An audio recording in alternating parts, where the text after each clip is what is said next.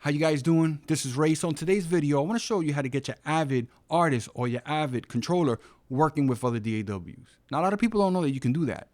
Now, these control surfaces are built for Pro Tools and for Media Composer. Really integrated, and they work really, really good. And one of the things I like about this, the high quality faders. It connects via Ethernet, so you don't have to deal with USB or FireWire. One of the first things you want to do, you want to go over the control panel. If you're using Windows 10, easy way to get there. Type in control. You should see it right on top. Right click, pin to start. Once you do that, and if it doesn't look like this, if it looks like this, here's what you want to do. View by category, large icons. And if you don't like it this way, you can always switch it back. And you want to look for this. This should open up. So what do we do here? We're going to add the applications that we want to use with our controller. As you can see, I got Reaper and StudioOne. Now what I ended up doing, Reaper, I used the protocol, Mackie controller, but if you click it, you do have Huey. For some reason, the Huey didn't work. Ports assigned 1 through 4, and StudioOne is 5 through 8. It might ask you to restart your computer. Do that. If it doesn't ask you to restart your computer when you press OK, I'm going to show you what you need to do. But before I show you that, over here on network interfaces, I decided to use my main Ethernet port. So let's move on. So you press OK. Let's get rid of control panel. Next, you want to locate the Euphonics program. You're going to right click. You're going to restart the application.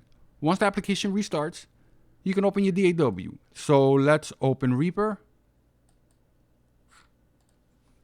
I don't know if you guys heard, but right away the faders jumped. And that's because I already got this all set up. Now this error has nothing to do with this, just some plugins that I removed. Okay, so I have my template here. And before I show you anything, go to Options, Preferences, Controller. You want to add. Once you add, this window's going to open up here. Click the drop down window and you want to select Mackie Controller Universal. Press OK. Then it should look like this. First thing, the MIDI input, you want to select MIDI 1, MIDI output, MIDI 1. Now you can play around with this, but it works for me. Press OK. Then press OK again. Now let's select the first fader and check it out. It works just fine. The touchscreen works. You can use the banks if you wanted to change faders, or you can just touch one of the faders and it's going to jump right to that specific fader, which is pretty nice. So pretty much everything works. So let's click the first fader. I can mute the tracks with the controller. And if you wanted to, you can customize this even more using the application that it came with, but we're not going to dive into that. So let's get rid of this. And now we're going to open StudioOne.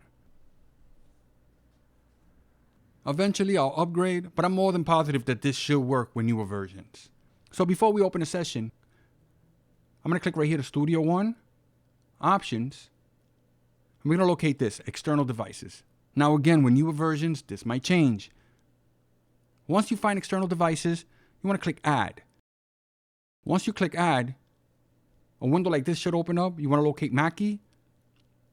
You want to select Controller.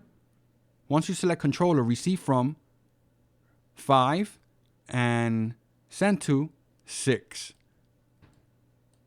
Once you do that, it should look something like this. You press OK, OK, and let's load a session. Now we're going to get an error here. Sample rates are different. We're not going to play this, so it doesn't matter. I'm able to mute the track. Am I able to control the fader? Absolutely. If I press play, it works. Let's try the jog wheel. Does it work? Absolutely. It's not going to work as good as it does with Pro Tools. It is just like the fader port. And they have multiple versions. They have one that has 8 faders. My buddy over at Deer Creek Audio has one. But he says it's really solid. Again, it's made for PreSonus. Everything's integrated and it's going to work really good. So it's that simple. That's how you use your controller or your artist mix with another DAW. So I want to thank you for watching my video. This is Ray, and I'm out of here. Later, guys.